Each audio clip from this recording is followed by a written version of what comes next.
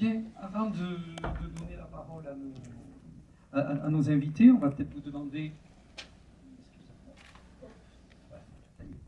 On va peut-être vous demander quelques réactions ou commentaires, sinon des questions sur le film que vous venez de voir, qui en général secoue un peu. Oui, monsieur. Alors, attendez.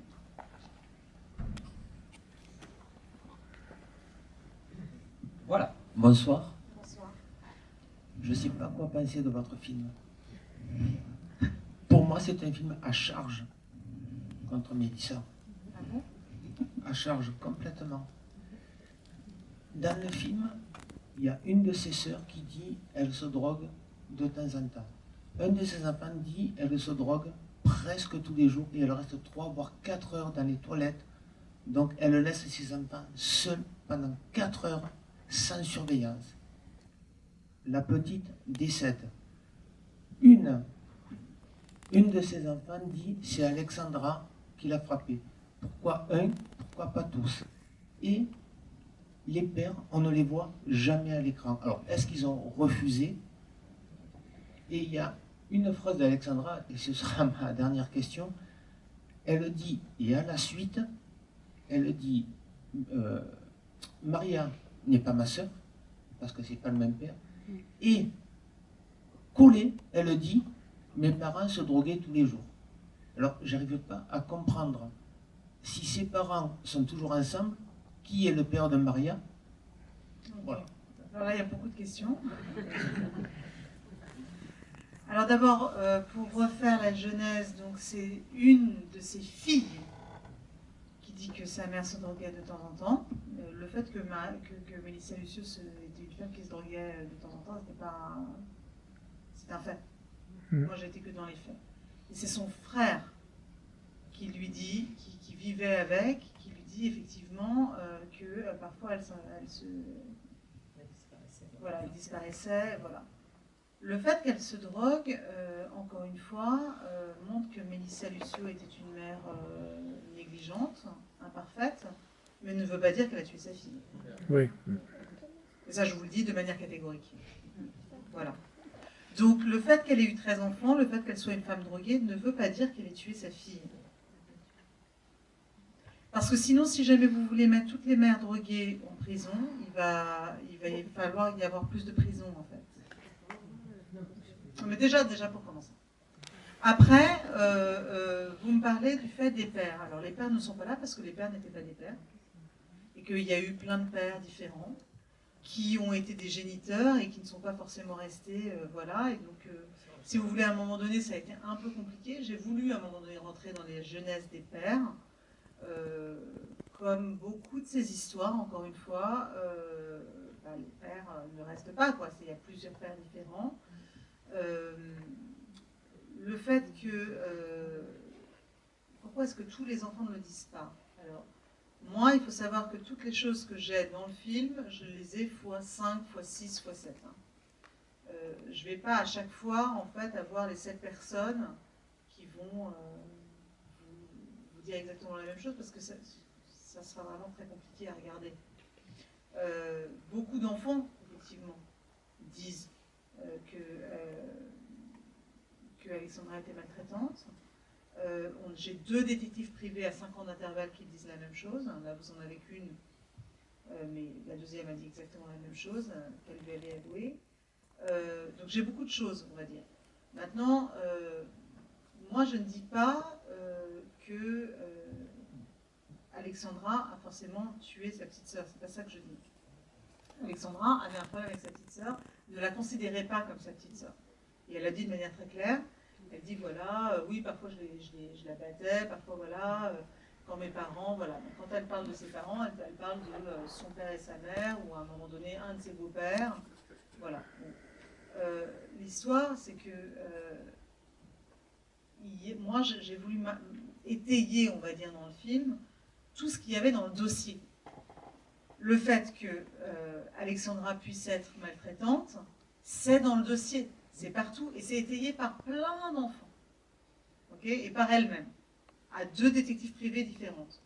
Le fait que, si vous voulez, à aucun moment du procès, ça soit amené, déjà c'est un problème. Le fait que l'avocat commis d'office sache ça et n'en fasse pas état lors du procès de Mélissa parce qu'il décide qu'en fait, il vaut mieux que ce soit Mélissa qui prenne et que voilà, parce que c'est exactement ça, et puis en plus parce qu'il a déjà plus ou moins fait un deal avec le procureur, ça c'est un problème. Encore une fois, il y a la justice, okay, qui est là pour le coup pour le cas de Mélissa, n'est pas une justice, hein, on va dire de manière très claire.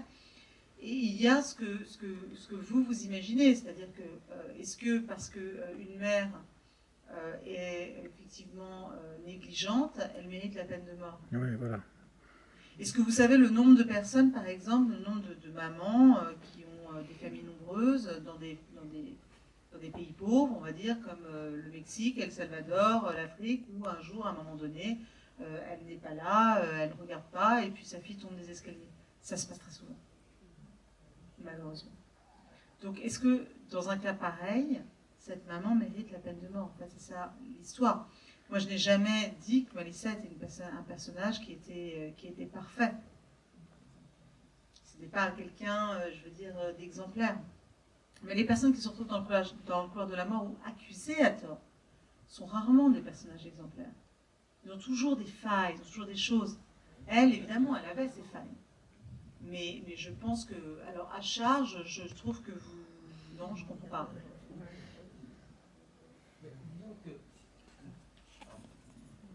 Si vous voulez, quand Alexandra, elle dit « c'est pas ma sœur parce qu'on n'a pas le même père », pour moi, il y avait le père qui avait eu 12-13 enfants, non, 10, Non, parce non, qu'après elle a les il y jumeaux. en a Puis après, elle a les jumeaux en prison.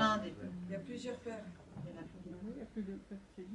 Ah d'accord, bon, pour moi ça n'avait pas été dit. En plus, elle a les Ouais, jumeaux en non, il y a plein de pères, et donc c'est pour ça que j'en ai pas fait état. Et d'ailleurs, le psychologue à un moment donné en parle, le fait qu'il y a plein de pères, et donc évidemment, voilà, c'est toujours un peu, malheureusement, c'est toujours un peu les mêmes histoires. Il y a plein de pères, et donc voilà. Maintenant, ce que je comprends pas, c'est en quoi vous pouvez dire que c'est à charge.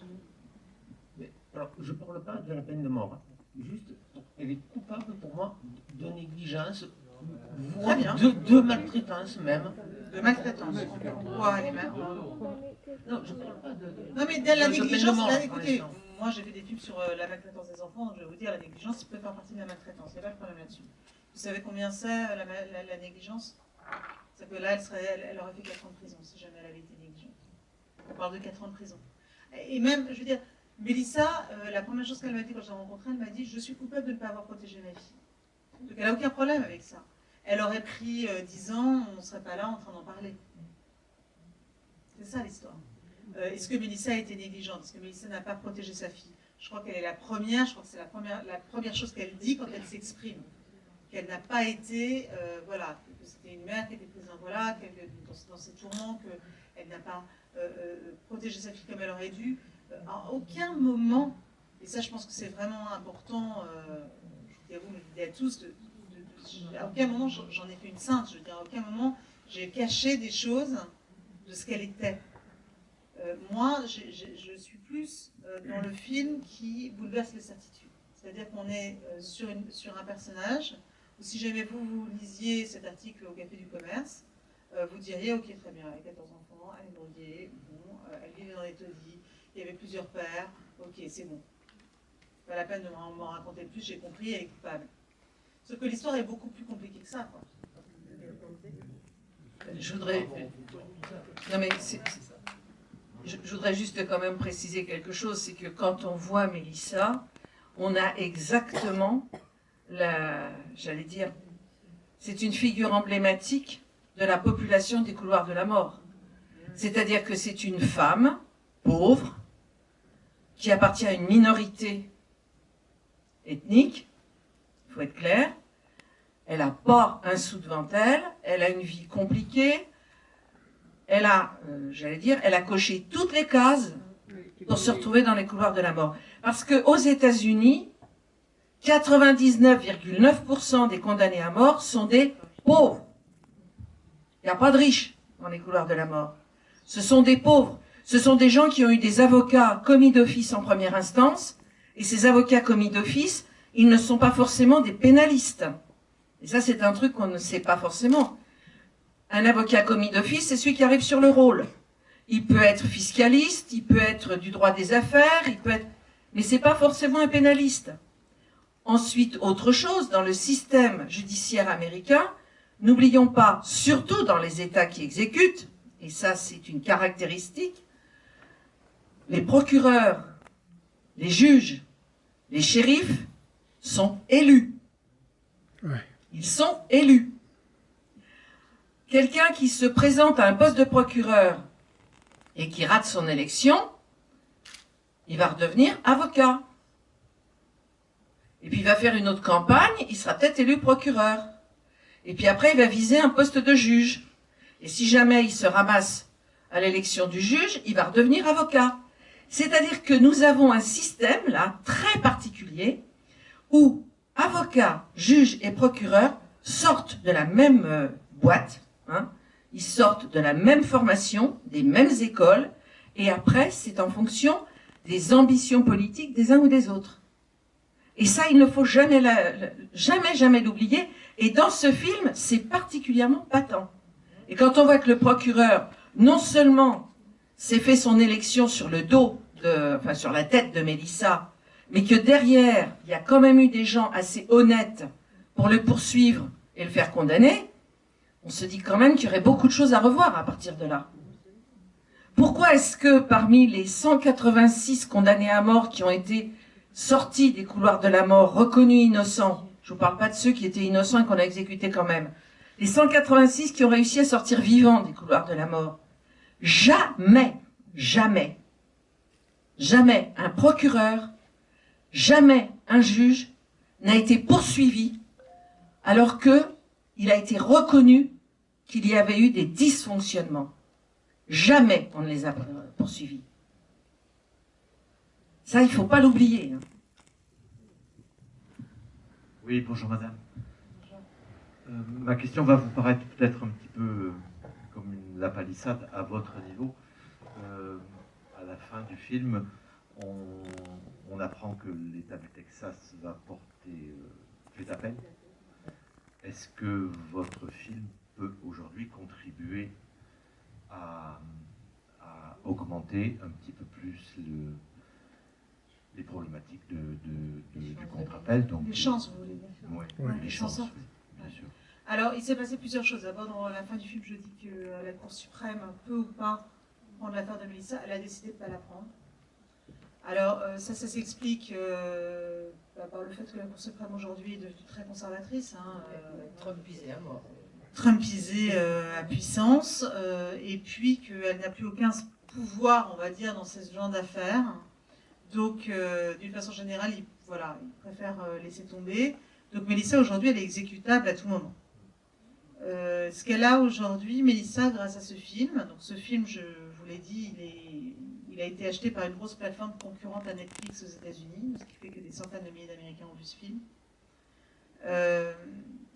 Écoutez, c'est le film qui, quelque part, là, tout de suite, peut la garder en vie. Parce que le fait que, justement, elle ait un avocat commis d'office qui travaille aujourd'hui, toujours aujourd'hui, pour le bureau du procureur, aujourd'hui, son exécution, elle va revenir devant le bureau du procureur, dans lequel Peter Gilman travaille, avec la femme de Peter Gilman qui travaille pour le juge.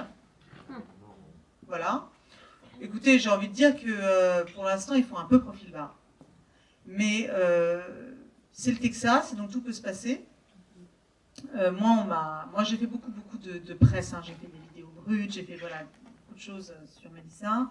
À un moment donné, ces avocats m'ont dit, écoute, là, tout de suite, si tu peux ne plus parler, ne plus, genre un petit peu, ne plus rien dire, parce qu'on aimerait qu'ils l'oublient. Et eux-mêmes, c'est un petit peu le but. Ça peut rester comme ça pendant des années. Et malheureusement, ça serait déjà une bonne nouvelle, en fait, le fait qu'ils l'oublient. Il est évident que si tout d'un coup, du jour au lendemain, elle avait une date d'exécution, moi j'aurais aucun problème, pour retourner au front. Et aujourd'hui, donc il y a une pétition qui est en ligne et qui est très importante parce que cette pétition va aller au bureau des pardons. Il y a plusieurs condamnés à mort récemment qui ont été quand même sauvés, entre guillemets, grâce à ça. Donc c'est très important, on va dire, que le plus de gens qui voient le film, le plus de gens qui signent la pétition, le plus de gens qui connaissent son histoire. En fait, aujourd'hui, une exécution certaine, c'est l'anonymat. Si Mélissa était restée anonyme, comme si je ne l'avais pas rencontrée en fait, elle serait déjà exécutée depuis longtemps. Personne n'en aurait pas.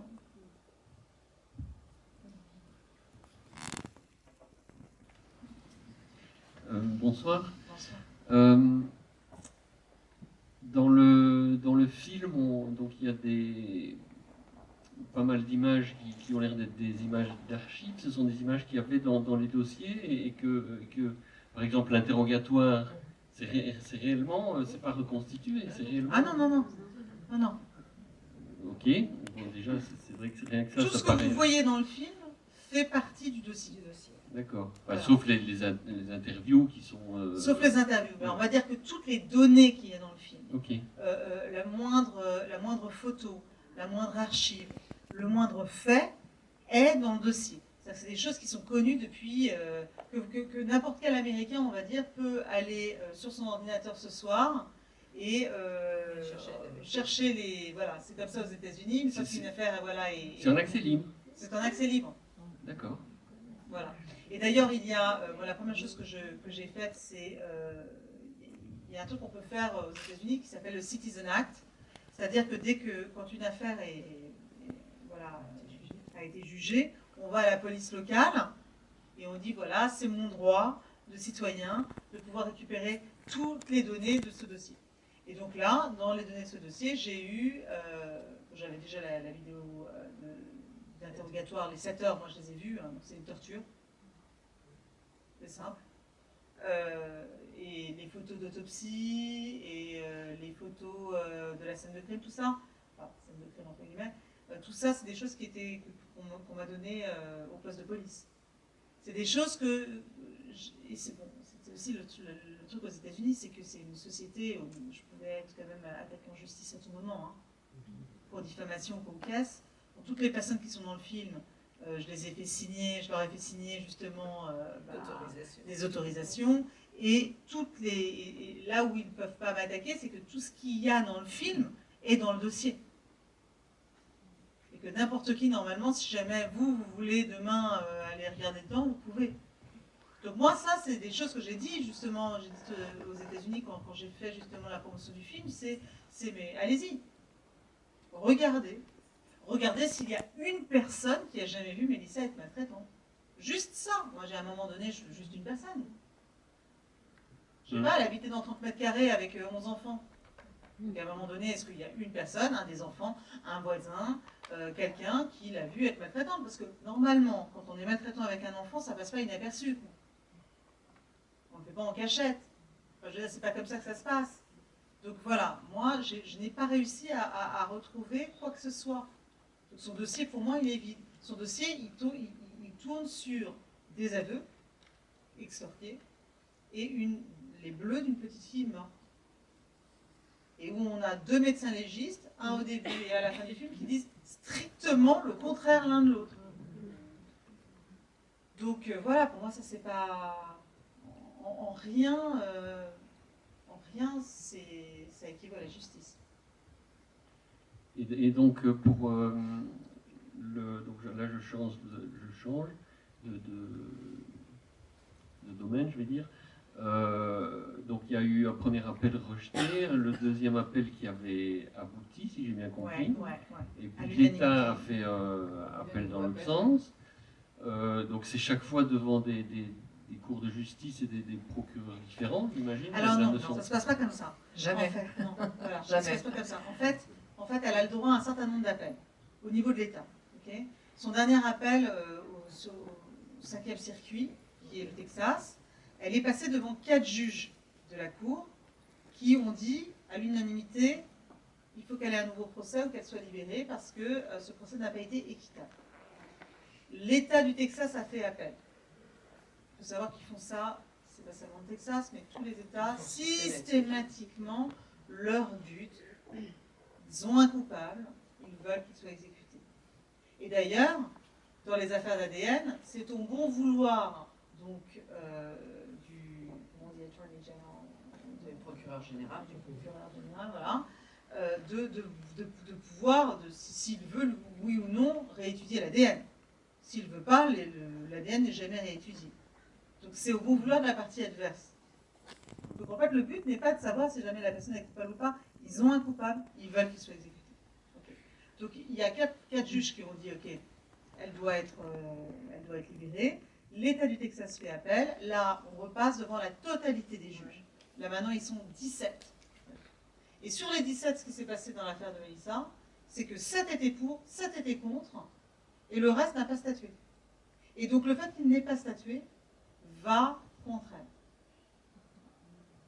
Donc moi j'avais vraiment espoir que la Cour suprême, compte tenu du fait qu'il y avait déjà une Cour de justice qui avait complètement renversé sa décision, qu'elle a effectivement perdu, mais dans une Cour extrêmement divisée, plus le fait que c'était il y a longtemps, que les données par exemple sur les traumatismes crâniens, etc., étaient des choses qui n'étaient pas vraiment connues en 2007 encore, qui aujourd'hui sont extrêmement connues. Hein.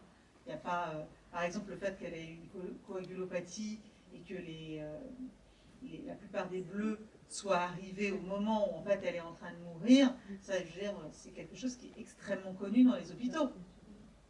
C'est pas quelque chose que, voilà, je sors du chapeau, quoi. J'ai fait mes recherches, moi je suis journaliste, c'est ce que je fais. Je veux dire, voilà. Donc j'avais vraiment espoir, mais pour d'autres raisons, voilà, ils décident systématiquement, la Cour suprême en ce moment, de ne plus réviser aucune affaire. En fait,